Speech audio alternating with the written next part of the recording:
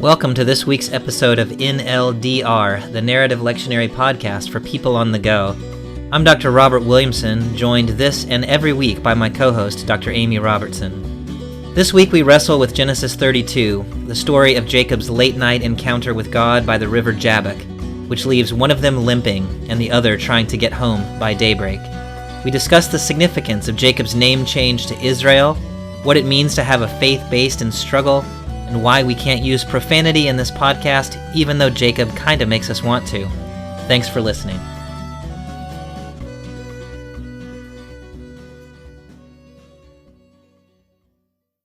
So the story that we're reading today is the story of Jacob having his name changed from Jacob to Israel in Genesis chapter 32. And so I thought one way to start would be to go back and talk a little bit about why Jacob's name is Jacob in the first place and what that name kind of signifies for him.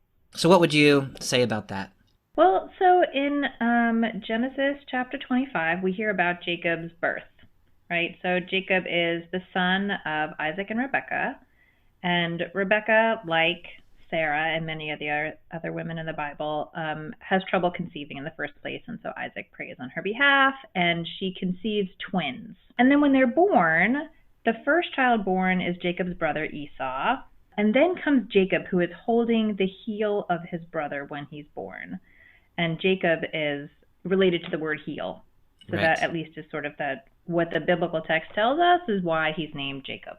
So Jacob lives up to his name, the supplanter, in all the way through Genesis 25 to 32, which is where we're going to pick up today. But can you just give us a couple examples of you think are important about the way Jacob becomes this supplanter character? Yeah, so there are two stories in Genesis where this becomes really clear that this is his role. The first is a story of Esau giving up his birthright to Jacob. And it's a strange story where Esau is really hungry, and basically Jacob offers him food in exchange for the birthright, and Esau's so hungry he accepts the deal. Right. And then the second story is when Isaac is on his deathbed and he is about to offer his heartfelt blessing to his eldest and favorite son Esau. And Isaac's vision is bad, and Jacob's, with the help of his mother, is able to trick and confuse Isaac into thinking that he is Esau. And so Isaac gives the blessing to Jacob thinking it's Esau. And there's a sense in the text that there really is a magical quality of doing this. It can't be undone once it's done. So we have this younger son, Jacob, the supplanter, who by the end then of Genesis chapter 27 has managed to take both the birthright and the blessing of his older son, Esau, at which point then he has to flee the country because he's afraid that Esau may try to kill him. So between Genesis 27 and 32, then what's happened is Jacob has fled to Haran, where his family's origins are, and he has married first Leah and then Rachel. And now, as our story in Genesis 32 begins, Jacob is on his way home from 20 years in Padan Aram, and now he's headed back to the land, and he's getting ready to cross over the river, and he's about to meet his brother Esau for the first time in 20 years. And he is scared. Yeah, he thinks his Esau is probably still going to try to kill him. And so that is the setting for this story that we are about to read. The narrative lectionary picks up then in Genesis chapter 32, and we'll begin in verse 9, which is an optional reading in the narrative lectionary, but it kind of sets the stage for what's happening. So in verse 9, Jacob said, O God of my father Abraham and God of my father Isaac, O Lord, who said to me, Return to your country and to your kindred, and I will do you good. I am not worthy of the least of all the steadfast love and all the faithfulness that you have shown to your servant. For with only my staff I crossed this Jordan, and now I have become 2 companies. Deliver me, please, from the hand of my brother, from the hand of Esau, for I am afraid of him. He may come and kill us all, the mothers with the children. Yet you have said, I will surely do you good, and make your offspring as the sand of the sea, which cannot be counted because of their number. He spent the night there, and from what he had with him he took a present for his brother Esau. So what I want to point out about this prayer is that Jacob is both sort of extremely humble and modest and say, I am not worthy of all of your kindnesses. And then he reminds God of all God's promises. Right. It's like you did say that you would deal bountifully with me and make my offspring numerous, and my brother might actually kill all the children, so you actually need to help me out here. Right. Yeah. So Jacob is saying if God doesn't help him, then the promise that God has made won't come true. So God is kind of has an interest in this too. That's good, Scrappy Jacob. So strategic as he is and terrified as he is, Jacob puts together a significant gift for his brother of lots and lots of animals. And he's strategizing, assuming he's going to meet a very, very angry Esau. So Jacob then ends up on the north side of the Jabbok River by himself. And this is where we get this strange encounter that's the heart of the text for this week. 32, beginning with 22, and then reading through the end of the chapter. The same night he got up and took his 2 wives, his 2 maids, and his 11 children and crossed the ford of the Jabbok. He took them and sent them across the stream and likewise everything that he had. Jacob was left alone, and a man wrestled with him until daybreak. When the man saw that he did not prevail against Jacob, he struck him on the hip socket, and Jacob's hip was put out of joint as he wrestled with him. Then he said, "Let me go, for the day is breaking." But Jacob said, "I will not let you go unless you bless me." So he said to him, "What is your name?" And he said, "Jacob." Then the man said, "You shall no longer be called Jacob, but Israel, for you have striven with God and with humans and have prevailed." Then Jacob asked him, "Please tell me your name." But he said, "Why is it that you ask my name?" And there he blessed him. So Jacob called the place Peniel, saying, "For I have seen God face to face, and yet my life is preserved." The sun rose upon him as he passed Peniel, limping because of his hip. Therefore, to this day, the Israelites do not eat the thigh muscle that is on the hip socket, because he struck Jacob on the hip socket at the thigh muscle. So when you read this text, the first question is, who is this figure that Jacob wrestles, and how ought we to interpret that? We talked last time about how sometimes a biblical text has this, it first says some figure is a man or a group of men, and then it refers to them as maybe messengers or angels, and then they seem to be God, and there's sort of this like haziness about who exactly we're dealing with. And this is another prime example of that. The text first says in verse 25 that it's a man. So this man, or whoever he is, says, "You have striven with God and with humans and have prevailed." And so that sounds like he is saying that he is, in some sense, God. And then Jacob, in the next verse, says, "I have seen God face to face, and yet my life is preserved." So at least by the end, Jacob is very clear that this has been a divine encounter and that he has actually wrestled with God. Yep. So if that's the case, and I think you're right about that, then what do we make of the fact that Jacob, this human being, has wrestled with God or the angel of the Lord or some kind of manifestation of the divine, and Jacob has wrestled God to a draw? How do you think about that? I'll be honest with you. When I read this, it almost is so confusing in terms of theology that I move very quickly into the realm of the metaphorical and sort of thinking about modern life and the things that come up for you at night and the things that you wrestle with. And, I ask questions of myself, like, what would it mean to demand a blessing of the thing that comes to wrestle you at night? Like, I go down that path, which is a really different path than the theological question that you're asking. Do you have a theological answer for that? Well, so the name is changed here to Israel. This is the eponymous ancestor of the nation of Israel, of the Israelites. And the name for the people now comes from this wrestling God to a draw. And so that is really profound. So the name Israel, at least here, is interpreted to mean he has striven with God. So Israel's sort of self-identification, it's not a self-identification. It is the identity that has been given to Israel by God, if we're reading theologically, is that this people is capable of wrestling God and being an equal partner in the wrestling. So to me, that's really beautiful. Yeah. And to say, so then this says something about the ongoing relationship of God and Israel, in that Israel is not a complacent or passive partner in the relationship with God, not just here, but throughout the Hebrew Bible. Israel is always grappling, and in the Psalms, Israel's kind of, wrestling with God and saying, like, you need to be the God you promised to be. So God here is recognizing that God has met God's match with Israel, and that this really is a partnership in which neither one dominates the other. Now, I don't know what to do with that exactly, right? That's really different than the way we sometimes think about how we're supposed to relate to God. But here it's God saying, yeah, you equaled me, and so I'm going to give you this name, and that's going to be your name forever.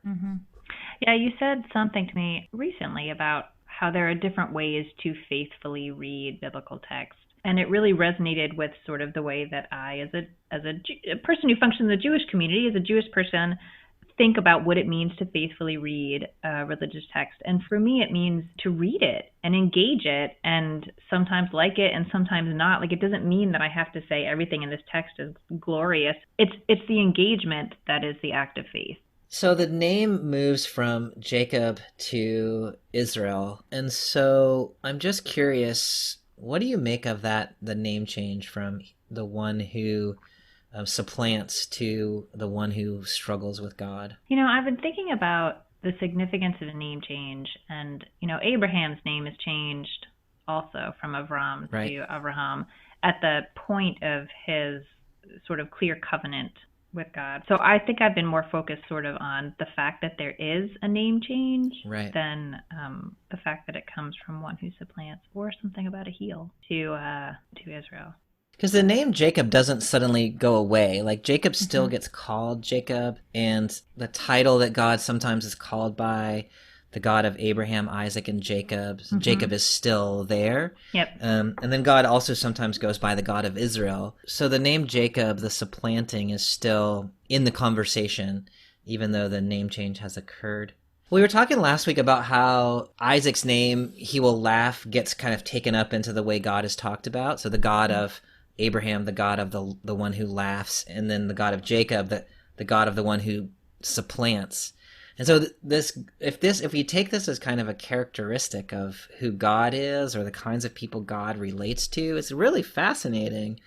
There definitely is a sense that God is seeking to connect with or work through the people that you wouldn't expect. And that happens all over the place. And at some point I have to process some feelings with you, Bobby, about how I feel about Jacob being sort of the ancestor of the people of Israel. Because he's, I asked Bobby if I could curse on this podcast, and he said no. But I had some choice words for some of Jacob's behavior in some of the earlier stories. It's hard. So I'll say that I did say no, but it's because iTunes made me promise that there was no profanity in our podcast. So don't report us. No, use even better. You can use your imagination. Okay. So you can't swear, but you could tell us a little bit about what bugs you about Jacob, and how you think about that. So, interpersonally speaking, Jacob is a jerk. Yeah. He tricks his brother. He finds him at these vulnerable moments when he's like hungry. Then he deceives his father and tricks his brother again to be able to get the blessing. He's dishonest. He betrays his father and his brother. Right. And this is it's a thing. It's a motif. I learned it as the trickster motif in biblical text. Yeah. So, this is a thing that happens in biblical stories, I think, in part because in part because they're very entertaining stories. To watch the underdog, we all like the underdog, but there's this sense that God is overturning the systems of power that exist. So on the one hand, I struggle with Jacob, because I think he's a jerk, and I don't like having him as sort of the ancestor of the people of Israel. Right. On the other hand, I've been reminded frequently lately that laws, or sort of systems of rules that cultures have in place now and also in biblical times, are not laws because they are fair and ethical. Right. They are established by whoever's in power, and they work to serve, to keep the order and serve systems, and some of them might be ethical and some of them might not. And when it comes to overturning these systems of power, there is trickery involved, because the system is not ever going to allow it to happen in sort of in a honest and ethical fashion. So I just feel aware. So I just feel aware of that sort of in this text, that it is God who says that the older shall serve the younger. And then as Jacob sort of works out what that's going to look like, it's, sort of watching the sausage get made. It's not pretty. Right. And think of ways in our society that our systems or laws are unfair, and what it looks like when we try to overturn them. It's very complicated. But you're reminding me of Audre Lorde's statement that you can't dismantle the master's house by using the master's tools. Yeah. And so there is a sense in which one has to do things that seem impolite or untoward, right, to the status quo in order to get anywhere, and to overturn these kind of systems that privilege some people over others. And this text, I mean, both Isaac is a younger son and Jacob is a younger son, and God is on the side of these younger children over and against cultural norms. And so there's this sense that this God is one who isn't going to be confined by doing the things that are polite society, following the rules of polite society. It's right there in the, when you say the God of Abraham, Isaac, and Jacob, you're naming God as somebody who stirs things up. And recognizes that sometimes that is not pretty. Yeah, I like the way you said that. It's not pretty to watch. So one of the things that I was noticing in this text is that Jacob doesn't come out of this thing unscathed, right? He wrestles with God, and then by the time the thing is over, his hip joint has been put out of socket, and he goes limping away. And this, I think, is a fairly serious injury. Like, one might imagine that Jacob limped, for the rest of his life, that this blessing that he achieves comes with a cost. So I'm curious what you make of that limping aspect of this text. I go back into that place that I went to before about sort of this metaphorical wrestling of your, the struggling that happens at night, and the way in which your struggles change you. They change his name, they change his body, and that just sort of becomes integrated into the person that he walks forward as in the world. But our struggles mark us. And so in some ways, I think it adds sort of an element of, for me, sort of human connection to it. When you have a struggle that big, it marks you in some way. And that doesn't mean you can't move forward from it and with it, but the idea that it's just going to end and then be over is unrealistic. So the blessing comes through the struggle, and just because somebody is limping doesn't mean that they haven't been blessed, that those things come together. So Jacob has to ask for a blessing here. And I mean, I don't know what you say about this other than Jacob has got some guts. But so Jacob is hanging on to this. Yeah, he's hanging on to this divine being. The divine being is saying, "Let me go because the sun is coming up." So his identity will be revealed, maybe. And so Jacob sees that he's got a moment here, right? So this divine being needs to go, and Jacob says, "I can hang on." And so this is when Jacob demands a blessing, really. So God doesn't decide to bless him or respond to kind of a polite request, but Jacob is holding him and saying, "I'm not letting you go unless you bless me, and I know you really need to go." So maybe we don't know what God would have done if Jacob had not done this, but what we do know is that Jacob forces a blessing. Yeah, I mean, in some ways, Jacob just takes the almost like tradition of the prophet, but like to such an extreme. So when I say tradition of the prophet, I mean this idea that, sometimes God has has an idea that the prophet doesn't like, and they argue with him and try to, remind God of God's kindness or whatever it is, but convince God to do something other than whatever God has planned. And Jacob is doing it not by like an argument so much as holding this being down and saying, by brute force, "You will bless me." Jacob, man. So Jacob makes one other demand, although it's a politer demand. Jacob says, "Please tell me your name." Mm-hmm. And so in the Hebrew, Hagida na. So there's the sort of polite Mm-hmm. na Yeah. particle there. And this is the place where the divine being withholds, right? Why are Mm-hmm. you asking my name? So there's one point at which Jacob doesn't get what he wants, and that's about the revealing of the name. Mm-hmm. Right, when Jacob is gentle and polite. Yeah. He Yeah, doesn't get that's what he right. wants, but when Yeah. he forces the issue, he does get what he wants. Which is the story of Jacob throughout. Like he does everything in this really sort of crass way that as a modern reader, I kind of struggle with. It feels manipulative and weird and not like something that I want to be in my biblical text, but at the same time, he's using the power he has. Mm-hmm. Each of us have some limited amount of power, and he is using it for his ends. And his Mm-hmm. ends, according to that prophecy, seem to be what God had in mind also. Right. That's interesting that he's having to wrestle and do all of this just to fulfill the thing that had been promised all the way back in chapter 25. Like it is God's plan that Jacob should come out on top of this struggle with Esau anyway. And yet we can see how hard Jacob is having to work to make it come true. Is this how it was, quote unquote, supposed to go down? Or was God just going to make all this happen? Yeah. And Jacob and Rebecca really did not need to get up all in this business. The other question, I mean, you said, is this how this was supposed to go down? And you can ask the same thing about this text. Like, Mm-hmm. when God showed up to wrestle Jacob, what did God think was going to happen? I'm pretty sure this isn't it, right? I'm going to get fought to a draw, and then I'm going to have to bless this guy. I know, and run off as the sun's rising. Yeah. Like, Could not have been the plan.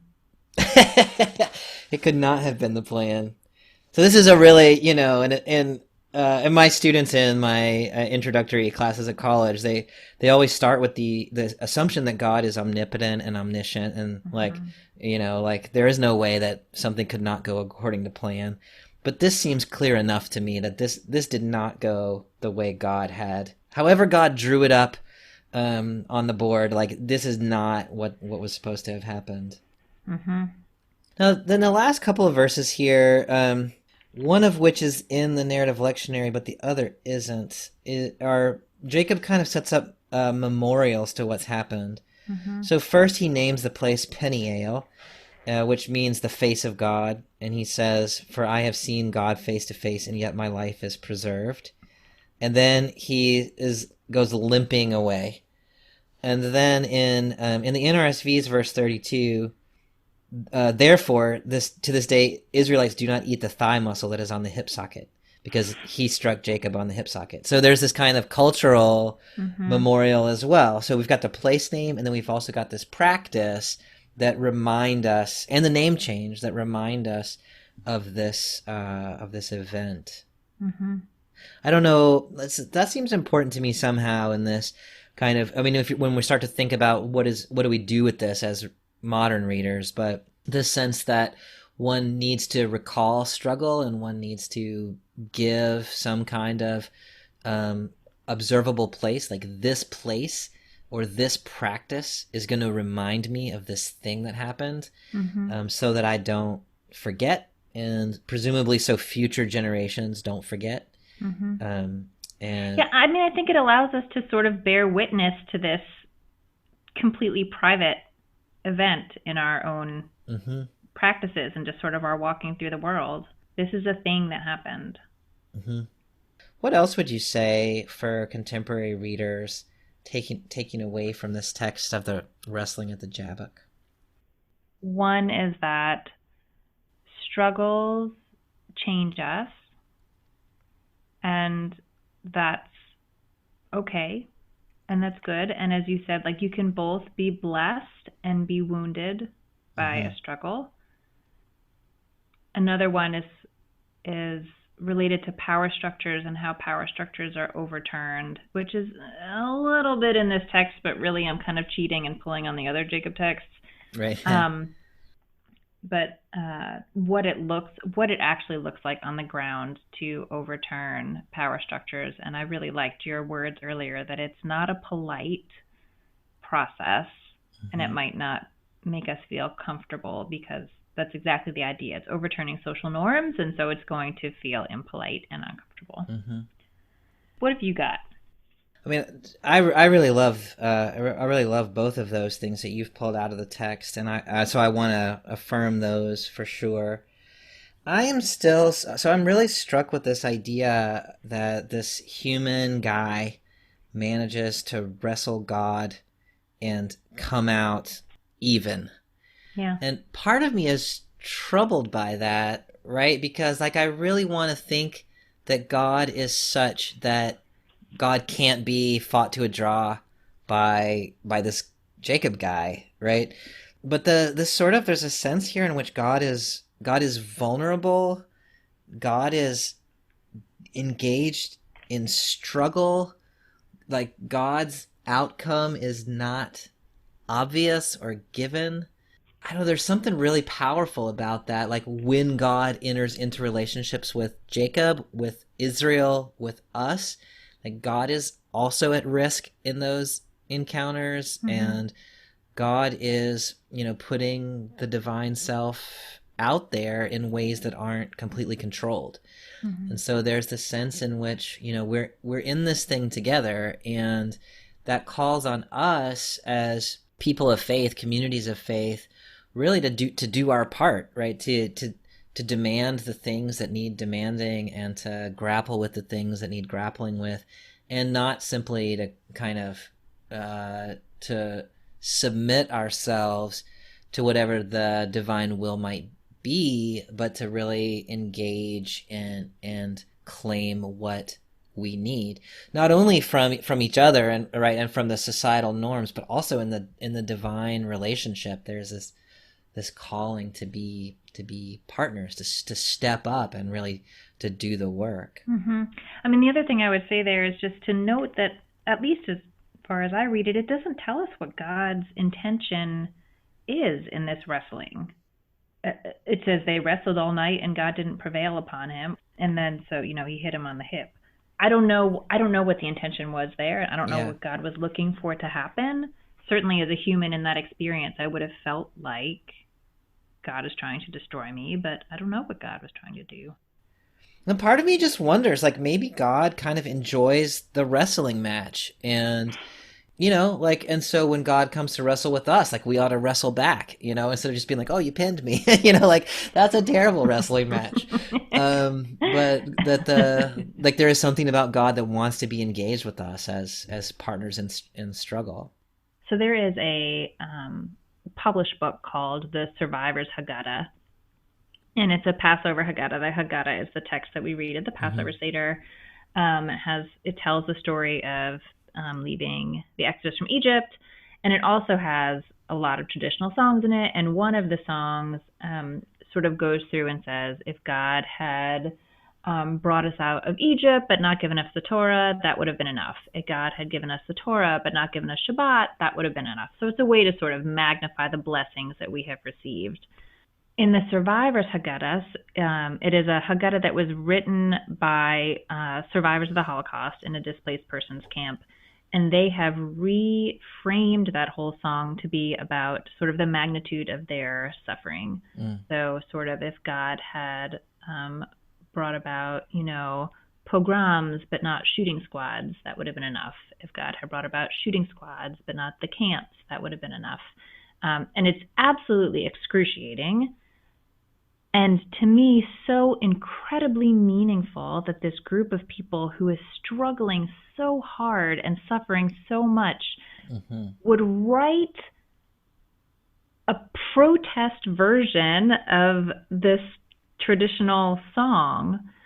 But they're not having a Seder. They're having a Seder, but it's a really pissed off Seder. Right. And so that for me is one example of what it looks like to continue to engage, but mightily struggle and sort of fight back and argue with the divine. That's really beautiful. And it's making me think about, In my tradition, there's often a sense that when you show up at church, you ought to be all shiny and wearing your Sunday best, and like if things are not going well in your life, you ought to be sort of pretending like they are, and you're trying to make space for, and this text is trying to make space for kind of a wrestling faith that happens in the nighttime, and it's scary and it's physical and it can produce injury, and that is every bit as legitimate a way of engaging with God as other ways of engaging with God. And in this text, at the end of that wrestle, there comes a blessing, but it's not clear that there's going to be a blessing in the middle of the wrestling. The wrestling is just what it is. It's a grappling, and that it's possible for people to strive with God, contend with God,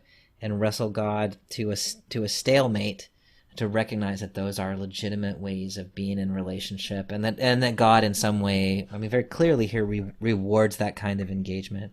That's really powerful.